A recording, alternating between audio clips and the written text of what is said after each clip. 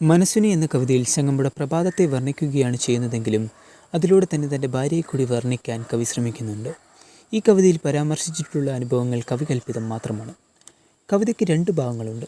ആദ്യ ഭാഗത്ത് പ്രകൃതിയിലെ സമസ്ത സൗന്ദര്യ ഘടകങ്ങളും ഒരുമിച്ച് സമ്മേളിച്ച് ലാവണ്യമൂർത്തിയായി മനസ്വിനിയെ കവി സങ്കല്പിക്കുകയാണ്. കവിതയുടെ രണ്ടാം ഭാഗത്ത് വസൂരി ബാധിച്ച് വിരൂപിയായി തീർന്ന മനസ്സിനെയാണ് കാണുന്നത്. ഒരു കുത്തഴിഞ്ഞ ജീവിതമായിരുന്നു അദ്ദേഹത്തിൻ്റേത്. അതുകൊണ്ട് തന്നെ ഭാര്യയ്ക്കും മക്കൾക്കും പരിഗണന അദ്ദേഹം നൽകിയിരുന്നില്ല. എന്നാൽ അദ്ദേഹം വസൂരി പിടിപെട്ട് കിടന്നപ്പോൾ സഹനശീലയും സുശീലയുമായ തൻ്റെ ഭാര്യ അദ്ദേഹത്തെ വളരെ നന്നായി ശുശ്രൂഷിച്ചു. ഇത്രയും നാൾ ഭാര്യയോടും മക്കളോടും ചെയ്ത അന്യായത്തിൻ്റെ കുറ്റബോധം നിമിത്തമായിരിക്കാം അദ്ദേഹം അസുഖം മാറിക്കഴിഞ്ഞപ്പോൾ ഭാര്യയെ വർണ്ണിച്ച് ഈ കവിത എഴുതിയത്. ഭാര്യയെ ഒരു ദേവതയായാണ് കവി സങ്കല്പിച്ചിരിക്കുന്നത്. മഞ്ഞത്തെച്ചി പൂങ്കുല പോലെ മഞ്ചിമ വിടരും പുലർക്കാലേ, നിന്നു ലളിതേ നീയൻ മുന്നിൽ നിർവൃതി തൻ പൊൻകതിർ പോലെ. ദേവനികേത ഹിരൺമയ മകുടം മേവി ദൂരെ ദ്യുതി വിതറി, പൊന്നിൻ കൊടിമര മുകളിൽ ശബളിത സന്നോജ്വലമൊരു കൊടിപാറി.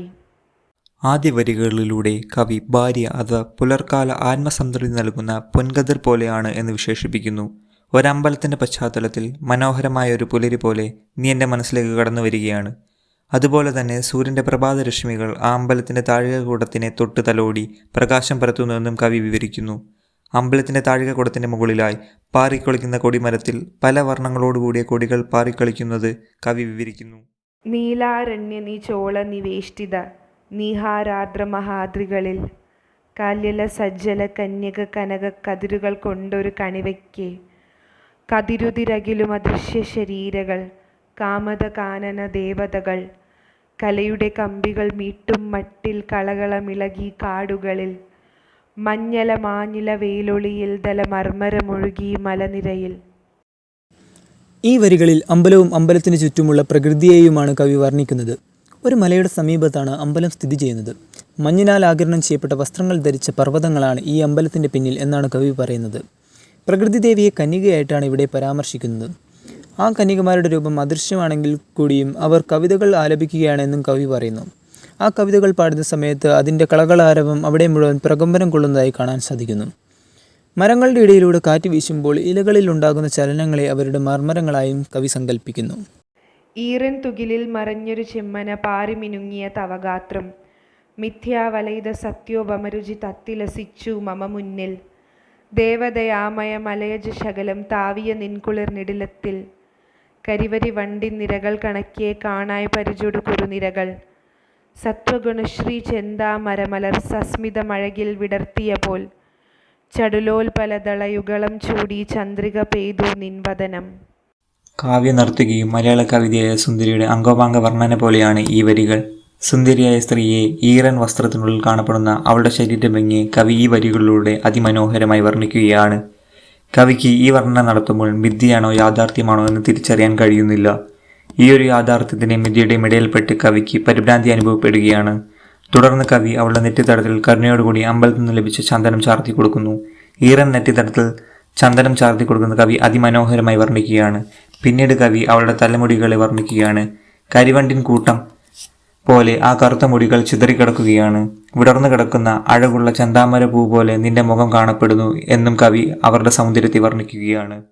ഒറ്റപ്പത്തിയോടായിരം ഉടലുകൾ ചുറ്റുപിണഞ്ഞൊരു മണിനാഗം, ചന്ദനലതയില ദോമുഖ ശയനം ചന്തമൊടിങ്ങനെ ചെയ്യുമ്പോൾ, വിലസി വിമലേ ചെറിയൊരു പനിനീരലർച്ചൂടിയ നിഞ്ചിഗുരഭരം, ഗാനം പോൽ ഗുണകാവ്യം പോൽ മമ മാനസമോർത്തു സഖി നിന്നെ, തുടുതുടയൊരു ചെറു കവിത വിടർന്നു തുഷ്ടി തുടിക്കും മമഹൃത്തിൽ, ചൊകചൊകയൊരു ചെറു കവിത വിടർന്നു ചോര തുളുമ്പിയ മമഹൃത്തിൽ. ഈ വരികളിൽ കവി ഭാര്യയുടെ മുടിയിടയെക്കുറിച്ചാണ് വർണ്ണിക്കുന്നത്. അവളുടെ മുടി മുകൾ ഭാഗം മുഴുവൻ അഴിച്ചിട്ട് അഗ്രഭാഗം കെട്ടിയിരിക്കുകയാണ്. ചുരുണ്ട മുടികളായതിനാൽ അവ മണിനാഗം പോലെ തൂങ്ങിക്കിടക്കുന്നു. താഴ്ഭാഗം കെട്ടിയിരിക്കുന്നതിനാൽ അത് നാഗത്തിൻ്റെ തലയായിട്ട് ബാക്കി മുടികൾ മുഴുവൻ ഓരോരോ ഉടലുകളുമായിട്ടാണ് കവി സങ്കല്പിക്കുന്നത്. ഒരു തലയിൽ നിന്ന് 1000 ഉടലുകൾ വരുന്നത് പോലെ തല താഴോട്ട് നിൽക്കുന്ന ഒരു മണിനാഗം പോലെയും അവളുടെ മുടി ചുരുണ്ട് നിബിഡം കിടക്കുകയാണ്. കവിയുടെ മനസ്സിൽ അവൾ ഇപ്രകാരം നിറഞ്ഞു നിൽക്കുമ്പോൾ കവി അവളെ തനിക്ക് ഏറ്റവും പ്രിയപ്പെട്ടതായിട്ടുള്ള കവിത അഥവാ ഗാനമായിട്ട് കാണുകയാണ്. ചങ്ങമ്പുഴ തൻ്റെ ജീവിതത്തിൽ ഏറ്റവും കൂടുതൽ സ്നേഹിച്ചതും പ്രാധാന്യം നൽകിയതും കവിതയ്ക്കാണ്. ഇപ്പോൾ ആ കവിതയ്ക്ക് സമാനമായി തൻ്റെ ഭാര്യയെയും അദ്ദേഹം സ്നേഹിക്കുകയാണ്. ഇപ്രകാരം ചിന്തിക്കുമ്പോൾ ചങ്ങമ്പുഴയുടെ മനസ്സിൽ ഒരു കവിത രൂപപ്പെട്ടു വരികയാണ്. ഈ കവിതയാണ് തൻ്റെ ഭാര്യ. ഇത്രയും കാലം ചെയ്തതിൻ്റെ ആ ഒരു കുറ്റബോധത്തിൽ നിന്ന് ഒരു പുതു ആശയത്തോടു കൂടിയുള്ള ഒരു കവിത രൂപപ്പെട്ടു വരികയാണ് ചങ്ങമ്പുഴയുടെ മനസ്സിൽ.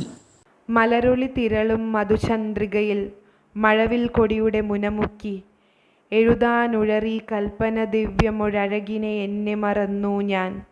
മധുര സ്വപ്നശതാവലി പൂത്തൊരു മായാലോകത്തെത്തി ഞാൻ. അദ്വൈതാമല ഭാവസ്പന്ദിത വിദ്യുന്മേഖല പൂകി ഞാൻ. ഇപ്രകാരം അതിസുന്ദരിയായ കവിക്ക് മുമ്പിൽ നിൽക്കുമ്പോൾ തന്നെ മറന്നു പോവുകയാണ് കവി. ഈ സൗന്ദര്യത്തെ എങ്ങനെ ഒരു കവിതയായി എഴുതി അവതരിപ്പിക്കണമെന്ന് കവിക്ക് മനസ്സിലാകുന്നില്ല. തുടർന്ന് മഴവില്ലിനെ മധുചന്ദ്രികയിൽ മുക്കിയാണ് അദ്ദേഹം ഈ അഴകിനെ വർണ്ണിക്കുന്നത്. ഇതിലൂടെ പ്രകൃതിയിലേക്ക് ഇറങ്ങിച്ചെല്ലുകയാണ് കവി. മഴവില്ലിനെ തൻ്റെ തൂലികയായി സങ്കല്പിച്ച് നിലാവിൽ മുക്കിയാണ് കവി അഴകിനെ വർണ്ണിക്കുന്നത്. ഇപ്രകാരം അഴകിനെ വർണ്ണിക്കുമ്പോൾ കവി മധുര സ്വപ്ന ശതാവലി പൂത്തൊരു മായാലോകത്തിലേക്ക് കടന്നു ചെല്ലുകയാണ്. താനെന്നൊരു വ്യക്തിയെ മറന്ന് കവി സ്വപ്നലോകത്തിലേക്ക് എത്തിച്ചേരുന്നു. ഈ സാഹചര്യത്തിൽ കവിക്ക് എന്തെന്നില്ലാത്ത ആനന്ദം അനുഭവിക്കുകയാണ്. താൻ ഭൂമിയിലല്ല മറിച്ച് സ്വർഗത്തോളം എത്തിച്ചേർന്നതിന് തുല്യമായ ആനന്ദത്തിൽ നിൽക്കുകയാണ് കവി. കാൽപ്പനിക കാവ്യത്തിന് ഉത്തമ ഉദാഹരണമായ കാവ്യനർത്തകി എന്ന ചങ്ങമ്പുഴയുടെ കവിതയിലും ഒരു നർത്തകിയെ മുൻനിർത്തി കവിതയെ തന്നെയാണ് കവി വർണ്ണിക്കുന്നത്. ഇങ്ങനെ പ്രകൃതിയാലും നർത്തകിയാലും അവരുടെ അംഗോപാംഗങ്ങളാലും പ്രിയതമയായ കവിതയോടുള്ള പ്രണയവും ഭാര്യയോടുള്ള കുറ്റബോധവും തിരിച്ചറിവിൽ നിന്ന് വന്ന സ്നേഹവും വർണ്ണിക്കുമ്പോൾ ദുഃഖം, പ്രേമം, ആനന്ദം എന്നീ തീവ്ര വികാരങ്ങളുടെ ആവിഷ്കാരമാണ് ചങ്ങമ്പുഴ കവിതകൾ എന്ന് തെളിയുന്നു. കാവ്യനർത്തകിയിൽ സ്വർണ്ണച്ചിരങ്ങിയും സ്വർണ്ണ അരഞ്ഞാണവും അണിഞ്ഞ് കണ്ണുകളിൽ സ്വപ്നവും ചുണ്ടുകളിൽ പുഞ്ചിരിയും നിറഞ്ഞ് ഒരു ഉടലാട പോലെ ഒഴുകുന്ന അഴകുള്ള ദേവത തന്നെ മോഹിപ്പിക്കും പോലെ നൃത്തം ചെയ്യുന്നു എന്നിങ്ങനെ കവി അതിമനോഹരമായാണ് കവിതയെ വർണ്ണിക്കുന്നത്. ഇതേ പ്രണയത്തോടു കൂടി ഭാര്യയെ നോക്കിക്കാണുമ്പോഴാണ് മനസ്സിനി എന്ന കവിത ഉത്ഭവിക്കുന്നത്. പ്രകൃതിയെ ഉണർത്തിയ പ്രകാശം നൽകുന്ന സൂര്യനെ പോലെയാണ് കവി ഭാര്യയെ കാണുന്നത്. ഒരു അമ്പലത്തിൻ്റെ പശ്ചാത്തലത്തിൽ ഒരു സ്ത്രീയെ വർണ്ണിക്കുമ്പോൾ ഭാര്യ എന്നതിൽ കവി കാണുന്ന ശ്രേഷ്ഠതയും ദൈവികതയും മനസ്സിലാകുന്നു. വൈകിയാണെങ്കിലും തൻ്റെ ജീവിതസഖിയായ ഭാര്യയെ പ്രാണനായി കരുതുന്ന കവിതയ്ക്ക് തുല്യമായി കൊണ്ടുവരുന്നത് മനസ്വിനി എന്ന കവിത വ്യക്തമാക്കുന്നു.